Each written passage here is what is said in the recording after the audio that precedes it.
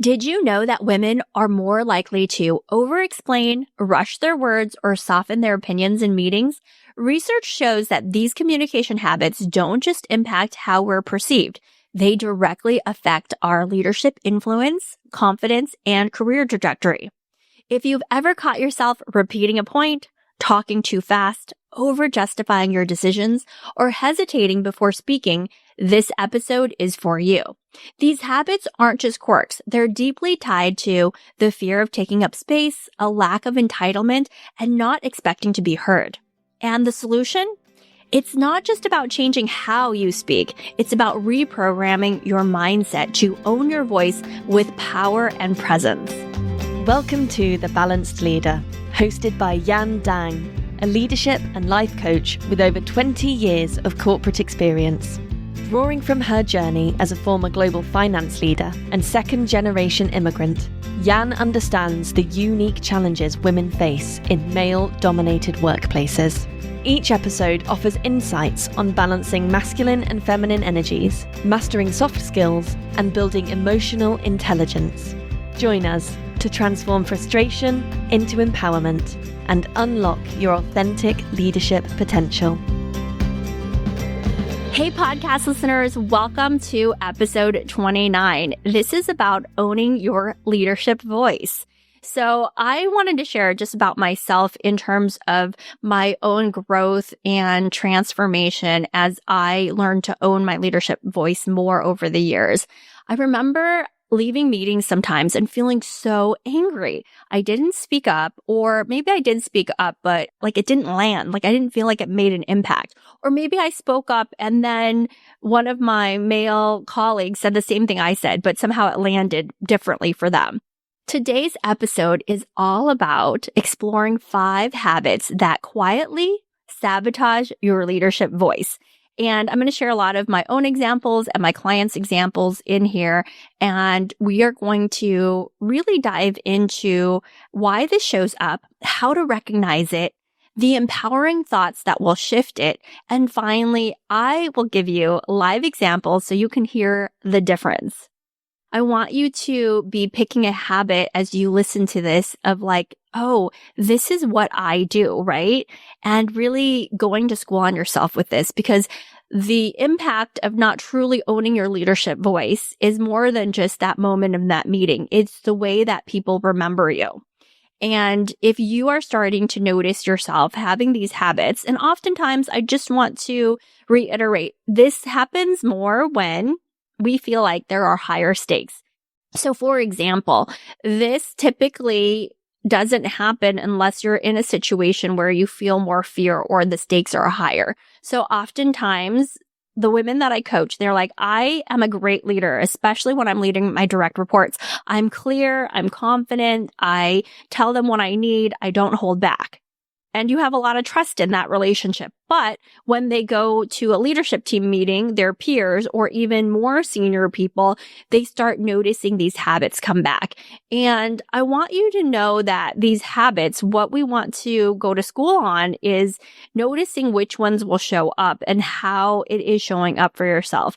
And knowing that what is actually happening oftentimes is our bodies are feeling scared, we're having some limiting thought, and it's showing up in one of these behaviors. But these habits really undermine your leadership voice and really how you're perceived as a leader over time. It is going to be these high stakes situations in these meetings where if you're able to take up space, more times people will say, wow, she has really good leadership presence, or she has a lot of gravitas, or she is really able to command a room. These are the habits that undermine all of this. So we're going to go through each of these habits one by one. I'm talking about the top 5 habits that of the hundreds of women I've coached over the years, these are the ones that come up the most. And they're also the ones that I struggle with myself. So listen, ladies, you're not alone. This is part of owning your leadership voice, is really understanding what are those things that come in and quietly sabotage our leadership voice. Okay, let's dive into habit number 1, which is over-explaining and justifying. So I'm going to give you examples of what this sounds like before and after, but let's first dig into why does this happen? It's usually a fear of being not enough, feeling like you need to prove yourself, like your words are not important enough to just be heard. You need to explain it. And the way to spot it is to notice, are you speaking in long-winded backstories? And are you using filters like, I just want to explain?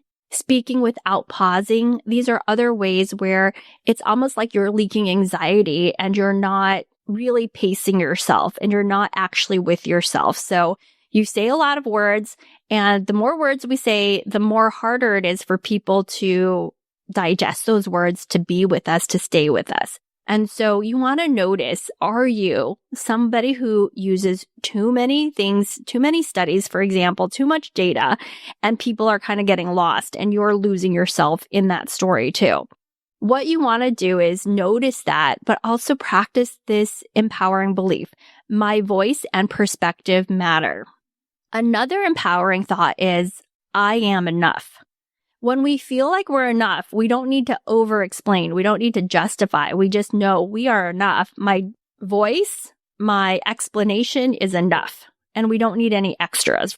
Here's what it sounds like when you're over-explaining. The project timeline is tight, but I just wanted to explain why we need to approach it this way. So I looked into several alternatives, but this option seemed the most feasible. The client expressed concerns about delays, so I wanted to make sure that this plan addresses those worries. And honestly, it's based on careful analysis. I hope that makes sense. You want to notice how long-winded that was. This habit stems from the desire to ensure acceptance, but it can dilute the clarity of the message and project uncertainty. There's so many ways in which, when I was explaining that, it's like I checked, I double-checked, I triple-checked, right? And so sometimes people hear that and they're like, wow, they had to check a lot. They seem really uncertain about themselves because they checked so much.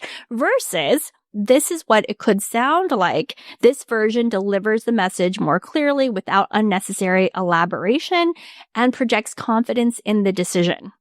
The project timeline is tight. After reviewing alternatives, this is the best option to address client concerns and ensure our success. So with that, just saying that, it allows for people, if they have more questions, if they want to ask about your methods, if they want to dive in, it's more of a back and forth and it's less convincing. It's more grounded. And I wanted to give you those examples so that you can really feel how it lands for you when you hear it those two different ways. Let's dive into habit number 2, which is repeating yourself for validation. This usually comes up from not trusting your message will land the first time. There is some fear that they didn't hear you, that they didn't get it. So you're not getting some sort of emotional reaction from them that you're expecting. So instead you repeat yourself. And you want to spot it because you're saying the same idea in multiple ways. I actually had a CEO that I worked with who would tell me, I heard you the first time. And he didn't say it in like a nasty way, but I knew that there was some belief around myself and not trusting that men heard me. And I would repeat myself often in different ways to make sure they heard it. And what I noticed in that is there's either a lack in me trusting them or there's a lack in myself trusting myself to say something that actually lands with them. So the empowering belief that you can work on instead of feeling like it's not going to land, people are not listening to me, right? Those are the limiting beliefs is I expect to be heard the first time. This is really about you respecting yourself and your leadership voice, but also respecting the person that you're speaking to and not treating them like you're nagging them. I remember I used to tell my staff this, if I'm nagging you and I'm telling you things multiple times, it's not good for you or I. So there's something that I need to hear that you're getting something done. And I'm going to stop myself if I notice myself repeating, to ensure it's going to happen, repeating for that validation. So you want to notice and really work on this empowering belief of I expect to be heard the first time. Let me give you the 2 versions of how it sounds when you repeat yourself for validation. As I said earlier, the team delivered strong results this quarter. And I want to reiterate, our performance across key metrics has been excellent. Just to repeat, the growth we've achieved in these areas speak volumes about our strategy and execution. So you'll notice in what I said is that repeating the same points can undermine your authority. Again, it kind of seems like you're convincing, right? Making the speaker appear unsure of their ability to communicate effectively the first time. So you want to notice, is this something that you do, especially in those high stakes situations where you're a little nervous? Are you repeating yourself? Instead, this is the version that communicates the point once with authority, ensuring every word carries impact. You want to notice my pace in saying this as well. The team delivered strong results this quarter with growth across key metrics. Our strategy and execution speak for themselves. All right, that was it. Simple, a lot less words, and not repeating yourself. Hey, podcast listeners, I have a very special invitation just for you. I've distilled my proven 3-step formula for helping women increase their clarity, capability, and confidence into a 60-minute free masterclass. The training's happening on May 14th at 12 p.m. Eastern Standard Time. Claim your seat and get the replay by registering now at www.aspire-coaching.co, that's co/masterclass. I can't wait to see you in the room. Okay, so for the next one, this is talking too fast. Again, this really happens when we're rushing to speak before someone interrupts us, or it's signaling nerves instead of confidence. It also comes from a lack of feeling like entitled to take up space, right? People are like, ooh, I don't want to take up so much space in this board meeting. But if you're an executive that believes that your voice matters, right? And you're an executive that believes that you are providing value, then you will slow down. But to spot it, you want to notice, is your delivery quite fast? Does it lack pauses?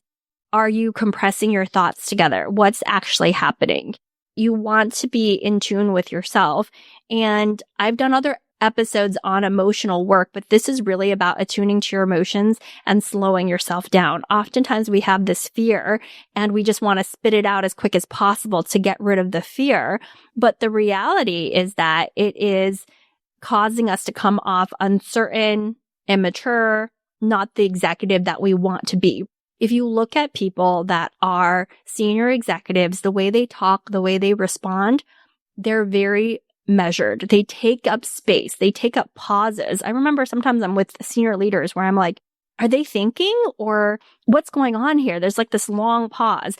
And I just realized like they really are thinking and they're taking up the space to think. And that just shows that they're a seasoned executive where they feel entitled. I need to, you said something to me. I'm really being thoughtful about it. I'm giving myself space to really think through it.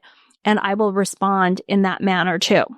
So this is what you need to be practicing as a woman, especially in male-dominated spaces, not fearing that people are not going to give you enough time and space to speak up, but really taking some deep breaths and embracing that space around you. And the empowering belief that you want to work on is, I'm entitled to the space and time to speak.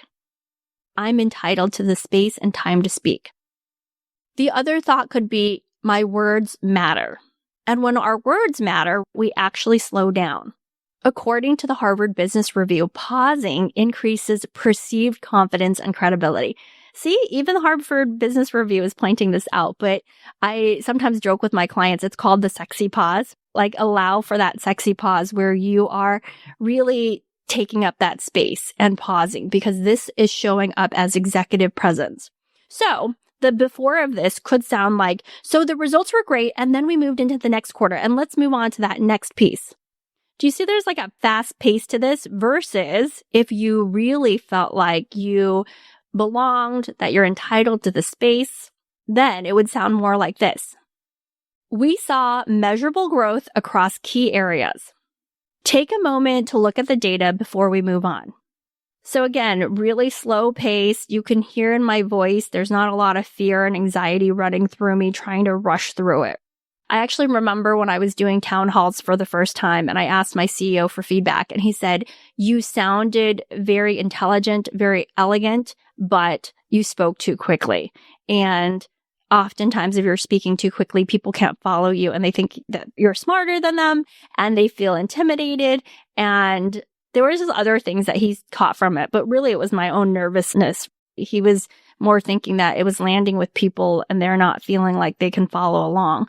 But in that situation, it was me also talking too fast. And I would also do this oftentimes when I was asked things on the fly and I would feel nervous about it. But if you know that this is one of your habits, you can consciously slow down your pace, take the pause, take a deep breath. This is a really important one because you want to be able to catch yourself before you just dive into that next thing. All right, so let's go on to habit number 4, holding back. So this shows up again in high-stake rooms, waiting for the perfect time or softening your input, not wanting to be too disruptive or say the wrong thing. It typically comes out of fear of being rejected, fear of bringing up conflict, fear of not really trusting yourself and your voice. So you want to spot it because it sounds like delaying your input, watering down your opinion, saying things like, maybe I'll follow up with you later. It's really like these side conversations that you're having with yourself. And instead of thinking this empowering belief, my leadership is wanted and needed, you're really thinking, is this acceptable? And you want an invitation or permission, or you're wanting somebody to help you feel safe so that you can really take up space and to speak up in a way that's direct and clear. And you're lacking confidence with that holding back. So the way that this sounds is, I had a thought, but I can bring it up with John later. It's like you're kind of saying, I have something that is coming up for me, but I don't feel like it's good enough for this room, so I'm going to hold myself back. Versus you could say it like this. Here's what I believe is essential to consider. It aligns with our goals and supports the best outcome. Again, you're not waiting for permission. You're not holding back. You're just being direct and clear. And again, the belief here really is that your words matter, your leadership matters, it's needed, it's wanted.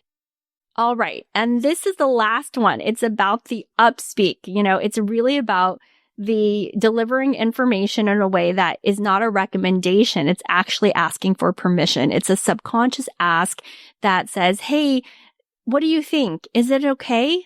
It's ending strong statements like they're questions instead of statements or recommendations. So you want to notice this because the pitch rises at the end of the sentence, making confident ideas sound uncertain. So the empowering belief that you could really be working on is, I speak with clarity and conviction. You want to notice, what does that mean in your body? It's typically like a groundedness, like I am convicted, I am clear, I trust myself, I know myself, versus leaves the room being like, is she asking a question? Is she making a recommendation? What is she actually saying? It's not landing powerfully. So the before sounds kind of like this. I think the team should try this strategy. Again, there's that question at the end, versus the team should try this strategy. It's the most effective path forward. So you want to notice, who do you want to be led by? The person who's asking the question or the person who is convicted, experienced, unapologetic about their recommendation and their thoughts? This comes up for a lot of senior women. They don't even notice it in the moment because it just comes out as a way of speaking up. But that uptick really has them coming off as, again, not as mature and also inexperienced and uncertain about themselves. All right. So those are the 5 habits. And my exercise challenge for you is to pick one habit and go to school on yourself. Notice yourself in meetings and consciously track yourself. Are you doing any of these habits? And if you are, what one thing can you shift from one meeting to the next to help you slow down, to take more control, to own your power and presence in your leadership voice? And even if this has happened and you're like, wow, I spoke way too quickly, you could go back and say, what was the thought that I was having about myself in that moment? And starting to ask yourself these questions is going to be powerful data to rewire your voice and your identity at the same time. You're going to notice yourself. I do this for myself as well. I notice when I do webinars, I go back, I listen to it. I'm like, wow, what happened to my energy in that moment? Oh, I remember feeling fear. Maybe people were leaving the webinar and I had an emotional reaction to that. So I sped up instead of slowed down. And I had a fear that people were leaving. So you want to notice these things and go to school with yourself. and notice what the limiting belief is. Because if you can notice the pattern, the limiting belief, you can work towards the empowering belief, and you can work towards how to say it in the way where that empowering belief is actually showing through. Leadership isn't just about what you know. It's about how you say what you know. And your voice deserves to take up space. All right, so that was today's episode on truly owning your leadership voice. I promise if you go out, you use this, you practice it, you go to school on yourself, you will shift and you will show up more and more powerful with more and more presence than you had before doing this work. I'd love to hear from you. Feel free to connect with me on LinkedIn, DM me, leave a review for this show, and good luck using your voice. Have fun with this. Notice yourself. All right, I'll see you next week. Take good care. Thank you for being a part of the Balanced Leader community. We hope you found today's episode inspiring and actionable. For more resources and to connect with Jan, visit us at aspire-coaching.co. Until next time, keep leading with confidence and purpose.